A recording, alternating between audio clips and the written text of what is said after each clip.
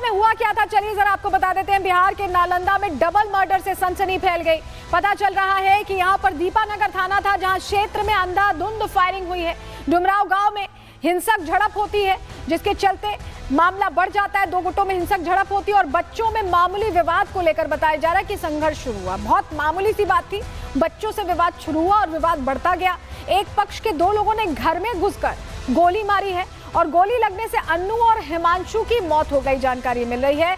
परिजनों से कानून व्यवस्था पर सवाल उनकी तरफ से उठाए गए हैं।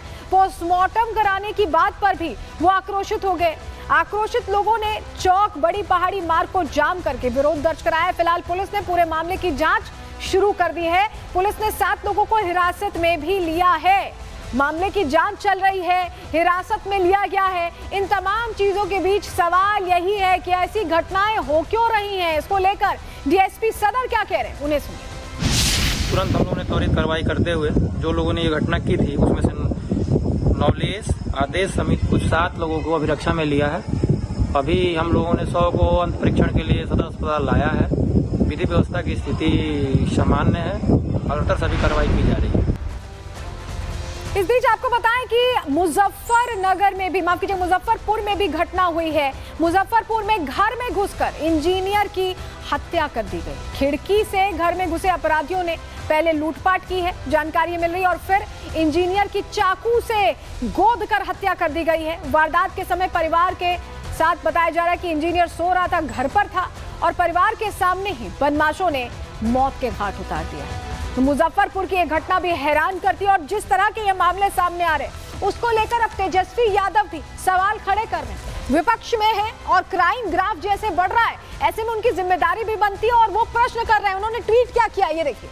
पटना में हत्या, नालंदा में डबल मर्डर, अपराधी मस्त, पुलिस पस्त। पुलिस पर सवाल खड़े कर रहे हैं वो प्रशासन पर, और इसको लेकर बाकायदा उन्होंने ट्वीट करके बड़ी बातें कही। उन्होंने कहा कि मुख्यमंत्री अचेत, अधिकारी जड़ और व्यवस्था निर्जीव, कोई किसी की सुनने वाला नहीं है। तेजस्वी यादव ये कह रहे हैं। उन्होंने प्रेस कॉन्फ्रेंस भी की और गंभीर सवाल सरकार की कार्यप्रणाली पर खड़े किए। सुनिए। देखिए, अपराधी बेलगाम हो चुके हैं। नीतीश कुमार जी ने अपनी नैतिकता को बेच दिया है और अपराधियों ने जो है इनकी नैतिकता को खरीद लिया है। इसलिए सत्ता में बैठे लोग जो हैं, अब तक मुख्यमंत्री जी सामने आकर के एक शब्द भी बिहार में बढ़ते अपराध के बारे में आज तक एक शब्द नहीं कहा।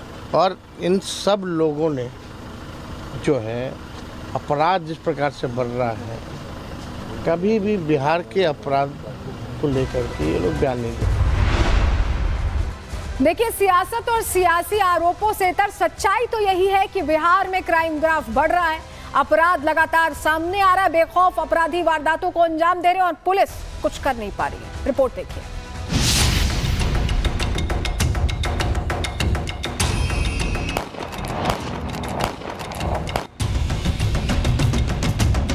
बिहार में बढ़ती वारदातों से साफ है कि अपराधियों की बहार है और मुख्यमंत्री नीतीश कुमार लाचार हैं। यही वजह है कि पहले राजधानी पटना में व्यापारी गोपाल खेमका की उनके ही घर के सामने गोली मारकर हत्या कर दी जाती है। दानापुर में स्कूल संचालक को बीच सड़क पर ताबड़तोड़ कई गोलियां मार दी जाती हैं। नालंदा में हिंसक झड़प बढ़ते बढ़ते 2 मौतों की वजह बन जाती है।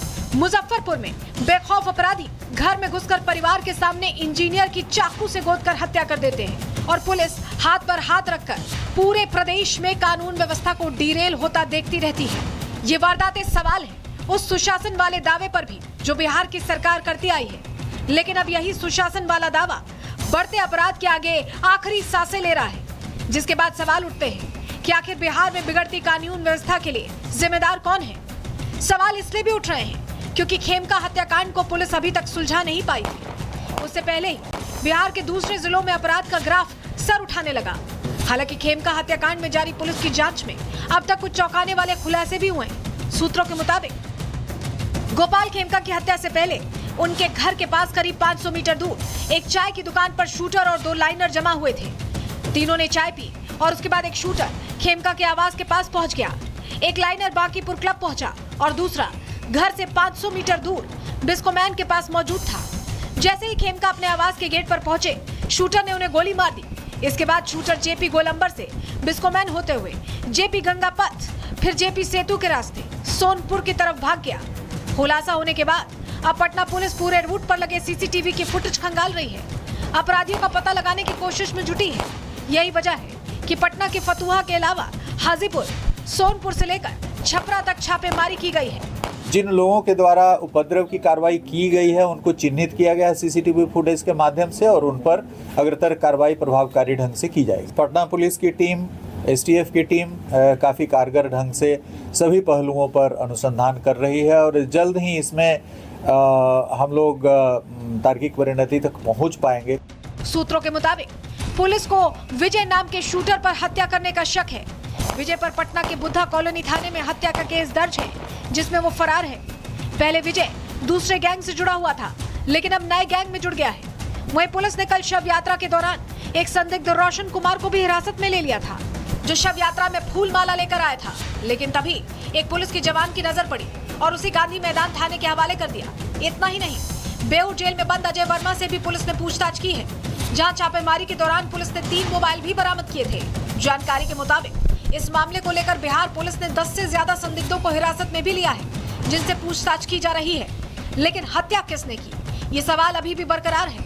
हालांकि पुलिस दावा कर रही है कि शूटर की पहचान कर ली गई है। बिहार में विधानसभा चुनाव भी नजदीक है।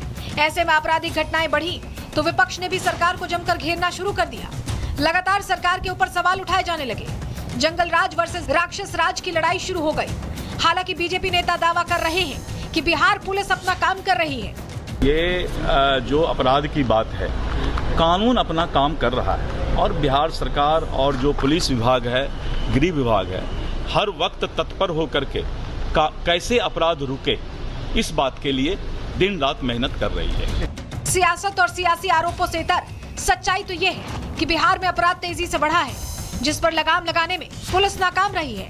जिसके बाद अब सवाल उठ रहे हैं कि आखिर कब तक ऐसे ही बिहार में अपराध होता रहेगा, कब तक अपराधी बेखौफ होकर वारदातों को अंजाम देते रहेंगे और कब तक ऐसे ही बेगुनाह अपराध की भेड़। नालंदा में हुआ क्या था, चलिए जरा आपको बता देते हैं। बिहार के नालंदा में डबल मर्डर से सनसनी फैल गई।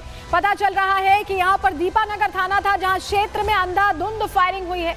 डुमराव गांव में हिंसक झड़प होती है, जिसके चलते मामला बढ़ जाता है। 2 गुटों में हिंसक झड़प होती है और बच्चों में मामूली विवाद को लेकर बताया जा रहा है कि संघर्ष शुरू हुआ। बहुत मामूली सी बात थी, बच्चों से विवाद शुरू हुआ और विवाद बढ़ता गया। एक पक्ष के 2 लोगों ने घर में घुसकर गोली मारी है और गोली लगने से अन्नू और हिमांशु की मौत हो गई, जानकारी मिल रही है। परिजनों से कानून व्यवस्था पर सवाल उनकी तरफ से उठाए गए हैं। पोस्टमार्टम कराने की बात पर भी वो आक्रोशित हो गए। आक्रोशित लोगों ने चौक बड़ी पहाड़ी मार्ग को जाम करके विरोध दर्ज कराया। फिलहाल पुलिस ने पूरे मामले की जांच शुरू कर दी है। पुलिस ने 7 लोगों को हिरासत में भी लिया है। मामले की जांच चल रही है, हिरासत में लिया गया है। इन तमाम चीजों के बीच सवाल यही है कि ऐसी घटनाएं हो क्यों रही हैं। इसको लेकर डीएसपी सदर क्या कह रहे हैं, उन्हें सुनिए। तुरंत हम लोगों ने त्वरित कार्रवाई करते हुए जो लोगों ने ये घटना की थी उसमें से नवलेश, आदेश समेत कुछ 7 लोगों को अभिरक्षा में लिया है। अभी हम लोगों ने 100 को अंत परीक्षण के लिए सदर अस्पताल लाया है। विधि व्यवस्था की स्थिति सामान्य है और उतर सभी कार्रवाई की जा रही है। इस बीच आपको बताएं कि मुजफ्फरनगर में भी, माफ कीजिए, मुजफ्फरपुर में भी घटना हुई है। मुजफ्फरपुर में घर में घुसकर इंजीनियर की हत्या कर दी गई। खिड़की से घर में घुसे अपराधियों ने पहले लूटपाट की है, जानकारी मिल रही है, और फिर इंजीनियर की चाकू से गोद कर हत्या कर दी गई है। वारदात के समय परिवार के साथ बताया जा रहा है कि इंजीनियर सो रहा था, घर पर था और परिवार के सामने ही बदमाशों ने मौत के घाट उतार दिया। तो मुजफ्फरपुर की यह घटना भी हैरान करती है और जिस तरह के ये मामले सामने आ रहे उसको लेकर अब तेजस्वी यादव भी सवाल खड़े कर रहे हैं। विपक्ष में है और क्राइम ग्राफ जैसे बढ़ रहा है, ऐसे में उनकी जिम्मेदारी भी बनती है और वो प्रश्न कर रहे हैं। उन्होंने ट्वीट क्या किया, ये देखिए। पटना में हत्या, नालंदा में डबल मर्डर, अपराधी मस्त, पुलिस पस्त। पुलिस पर सवाल खड़े कर रहे हैं वो प्रशासन पर, और इसको लेकर बाकायदा उन्होंने ट्वीट करके बड़ी बातें कही। उन्होंने कहा कि मुख्यमंत्री अचेत, अधिकारी जड़ और व्यवस्था निर्जीव, कोई किसी की सुनने वाला नहीं है। तेजस्वी यादव ये कह रहे हैं। उन्होंने प्रेस कॉन्फ्रेंस भी की और गंभीर सवाल सरकार की कार्यप्रणाली पर खड़े किए। सुनिए। देखिए, अपराधी बेलगाम हो चुके हैं। नीतीश कुमार जी ने अपनी नैतिकता को बेच दिया है और अपराधियों ने जो है इनकी नैतिकता को खरीद लिया है। इसलिए सत्ता में बैठे लोग जो हैं, अब तक मुख्यमंत्री जी सामने आकर के एक शब्द भी बिहार में बढ़ते अपराध के बारे में आज तक एक शब्द नहीं कहा। और इन सब लोगों ने जो है अपराध जिस प्रकार से बढ़ रहा है, कभी भी बिहार के अपराध को लेकर के ये लोग बयान नहीं देते। देखिए, सियासत और सियासी आरोपों से इतर सच्चाई तो यही है कि बिहार में क्राइम ग्राफ बढ़ रहा है, अपराध लगातार सामने आ रहा है, बेखौफ अपराधी वारदातों को अंजाम दे रहे हैं और पुलिस कुछ कर नहीं पा रही है। रिपोर्ट देखिए।